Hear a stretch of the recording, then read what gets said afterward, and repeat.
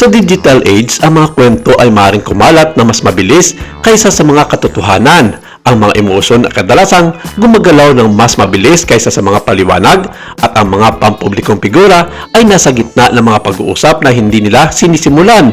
Kumakailan lamang dinagsa ang mga social media platform sa buong Southeast Asia ng mga post na tumatalakay sa tinatawag na hula, isang chat o kanta na di umano ay nalink kay Rudy Baldwin at sinabing sumangguni kay Chris Aquino nitong taong 2026. Sa loob ng ilang araw, nag-viral ang content na nagdulot ng pag-alala, kalituhan at matinding debate sa mga netizens. Ngunit, ano nga ba ang nangyayari? At higit sa lahat, bakit napakaraming tao ang napakalakas na tumutugon sa isang bagay na natiling hindi malinaw at hindi nabiverify?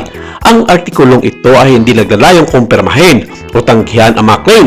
Sa halip, tinutuklasan nito ang mismong kababalaghan kung paano lumilitaw ang mga naturang salaysay, kung bakit sila nakakuha ng traksyon at kung ano ang binubunyag nila tungkol sa pampublikong psikolohiya, kultura ng celebrity at ang makapangyarihan ng online ng pagkukwento. Ang isang maikling clip na sinamahan ng mga caption na puno ng mga tandang pananong at emosyonal na wika ay nagsimulang kumalat sa iba't ibang mga platform.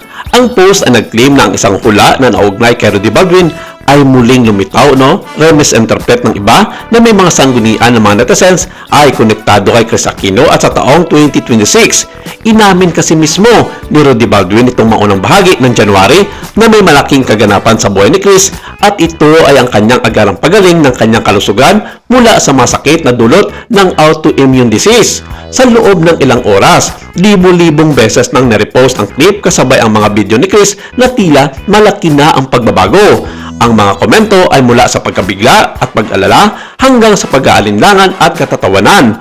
Ang ilang mga manonood ay nagpahayag ng paghanga. Ang iba naman ay tinanggihan ito bilang pagkataon habang marami ang nagtanong lamang. Totoo ba ito? O ang mga tao ba ay masyadong nagbabasa nito na tama ang mga hula ni Rudy Baldwin sa tuluyang pagaling ni Chris Aquino? Hindi lang public figure si Chris, isa siyang cultural presence. Ang kanyang karera, pagiging bukas at matagal ng koneksyon sa mga madla ay naging pamilyar sa kanya sa mga henerasyon. Kapag ang isang napakakilalang tao ay naging paksa ng nakakaka, natural na tumitindi ang mga emosyon. Katulad nito, madalas na tinatalakay si Rudy Baldwin online kaugnay ng simboliko o interpretive na nilalaman. Sa paglipas ng panahon, natutunan ng mga madla na iugnay ang kanyang pangalan sa mga mensahe na nag-aanyaya sa pagmumuni-muni, interpretasyon at kung minsan ay kontrobersiya. Ang isang malagang detalye na madalas na hindi napapansin ay viral na hula mismo ay hindi bago sa anyo. Ang bago ay kung paano ito binibigyang kahulugan. Ang mga online na espasyo ay umuunlad sa interpretasyon.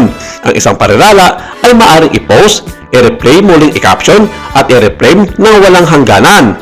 Ang kahulugan ay hindi naayos, ito ay nagbabago batay sa kung sino ang nanonood at kung ano ang inaasahan nilang makita. Sa kasong ito, naniniwala ang ilang tagapakinig na nakakarinig sila ng mga sanggunian na tumutugma sa kanilang mga takot o alalahanin. Ang iba ay nangangatwiran na ang mga salita ay malabo at maaaring ilapat sa maraming sitwasyon o wala. Dito lumalabo ang linya sa pagitan ng nilalaman at konteksto. Pero sa kabila nito, ang buong industriya ay natutuwa sa ibang Chris Aquino ngayon na nakikita sa social media. Sa pagdiriwang niya ng kanyang ika-55th birthday, nakitaan ang puno ng pag-asa ang kanyang tuluyang pagaling at nagpapasalamat siya sa mga taong tumulong sa kanya upang malampasan ang lahat ng ito.